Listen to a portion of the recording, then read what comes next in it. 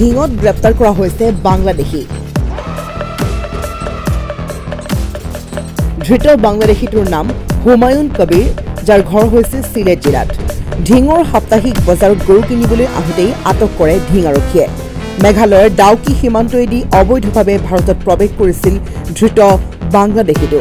লগতে বাংলাদেশী হুমায়ুন কবিৰৰ সহযোগী তিনিটা ক্ৰমে মতিবুৰ ৰহমান আব্দুল হুছেইন মকবুল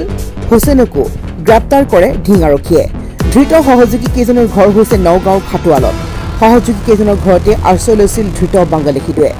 বাংলাদেশৰ শেহতীয়া পৰিস্থিতিৰ মাজতেই এই ঘটনা সংঘটিত হয় আনহাতে ভাৰত বাংলাদেশ সীমান্ত বৰ্তমানেও যে উন্মুক্ত তাৰেই প্ৰমাণ পোৱা গৈছে এই ঘটনাৰ জৰিয়তে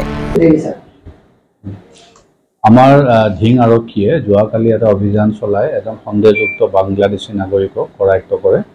আৰু লগতে তিনিজন ব্যক্তি খাটুৱাল থানা আণ্ডাৰৰ তেওঁলোকে ইয়াতে গৰু বজাৰত গৰু কিনিবলৈ আহিছিলে দুজন মানুহ আমি বাংলাদেশী ব্যক্তি আমি কৰায়ত্ব কৰিছোঁ তেওঁৰ নাম হ'ল হুমায়ুন কবিৰ তেওঁ পাছপোৰ্ট নোহোৱাকৈ বা কোনো ধৰণৰ লিগেল ট্ৰেভেল ডকুমেণ্ট নোহোৱাকৈ ভাৰতত আহিছে তেখেতক আমি এতিয়া গ্ৰেপ্তাৰ কৰিছোঁ আৰু ন্যায়িক ব্যৱস্থা আমি ল'বলৈ প্ৰস্তুত হৈছোঁ তেখেতৰ পৰা আমি এটা মোবাইল হেণ্ডছেট পাইছোঁ লগতে দুখন বাংলাদেশী চিম এইখিনি আমি এনালাইচিছ কৰিম এতিয়া আৰু অবৈধভাৱে ভাৰতত প্ৰৱেশ কৰাৰ কাৰণে তেখেতক আমি কৰায়ত্ব কৰি গ্ৰেপ্তাৰ কৰা হৈছে যিটো বাংলাদেশত যিটো এতিয়া পৰিস্থিতি সৃষ্টি হৈ আছে তাৰ পৰা নাই তেখেতে ইয়াত আহিছিলে ব্যৱসায় সংক্ৰান্তে তেখেতে গৰু কিনিব আহিছিলে আমি তথাপিও সেই এংগলটো চাই আছোঁ সোধপোছ কৰি আছোঁ কিন্তু আমি যিখিনি প্ৰিলিমিনাৰী ইনভেষ্টিগেশ্যনত যিখিনি পাইছোঁ তেওঁ এজন শ্বিলঙৰ মানুহৰ লগত যোগাযোগ কৰিছিলে গৰু কিনিবলৈ তেওঁৰ যোগেদি তেওঁ আহে নগাঁৱলৈ নগাঁৱত আহি তেওঁ খাটুৱালত এক ৰাতি থাকে আৰু যোৱাকালি ঢিং বজাৰত আহিছিলে গৰু বজাৰত গৰু কিনিবলৈ তাতে মানুহৰ সন্দেহ হোৱাত আৰক্ষীক খবৰ দি আৰু আৰক্ষী কৰায়ত্ব কৰে সোধপোছ কৰি আমি গোটেই ৰাতি আমাৰ অফিচাৰসকলে সোধপোছ কৰিলে সোধপোছ কৰি তেওঁ কেনেকৈ আহিলে কি কৰিলে ডাউকি দি তেওঁ সোমোৱা বুলি কৈছে এতিয়া আমি আজি তেওঁৰ ওপৰত আমি লিগেল একশ্যন ল'ম তেওঁ 4 তাৰিখে ভাৰতত সোমোৱা বুলি কৈছে আৰু তেওঁ আহি পেলাই 4 তাৰিখ ৰাতি আৰু 5 তাৰিখ শ্বিলঙতে থাকিলে 6 তাৰিখে আহি খাটুৱাল পাইছে খাটুৱালত নিশা 6 কালি আমাৰ ঢিঙত ধৰা হৈছে আৰু তেওঁৰ লগত এতিয়া আমি তদন্ত কৰি আছোঁ তেওঁ অকলে অহা বুলিয়ে কৈছে কিন্তু মোবাইল এনালাইচিছ কৰিলে হয়তো আমি গম পাব পাৰোঁ কিন্তু তেওঁ ভাষ্যমতে তেওঁ অকলে আহিছে তেওঁ গৰু ব্যৱসায়ৰ কাৰণে অহা বুলি আমাক জনাইছে নাই কোনো নাই তেওঁলোকে মানে এইটো চিনাকি হৈছিলে যিজন মানুহ খাটুৱালৰ তেওঁলোক ডাউকিত গৈছিলে তাৰ পৰা তেনেকৈ চিনাকি আৰু আগতেও তেনেকৈ গৰু ক্ৰয় কৰি নিছে কিন্তু নিজে অহা নাছিলে এবাৰ নিজে আহিছিলে আৰু নিজে অহাৰ পিছত তেওঁ ধৰা পৰিছে গতিকে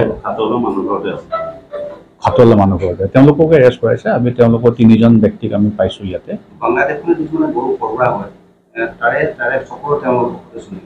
নাই এই যিটো সৰবৰাহ হয় বাংলাদেশলৈ তাৰে আমি আজি তথ্যও পালোঁ আৰু এইজন ব্যক্তিয়ে মানে সৰবৰাহ কৰে বাংলাদেশৰ হৈ তেওঁ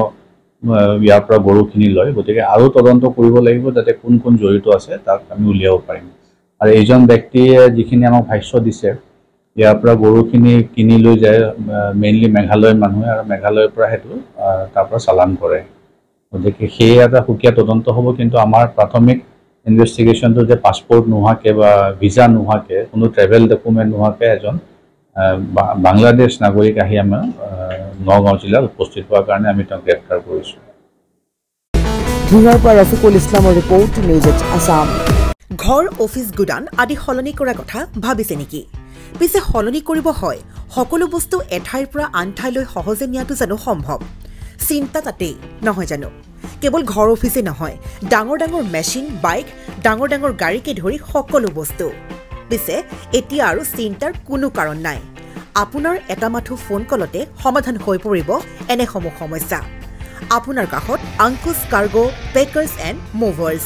সমগ্ৰ ভাৰততে প্ৰভাইড কৰে ডোৰ টু ডোৰ ছাৰ্ভিচ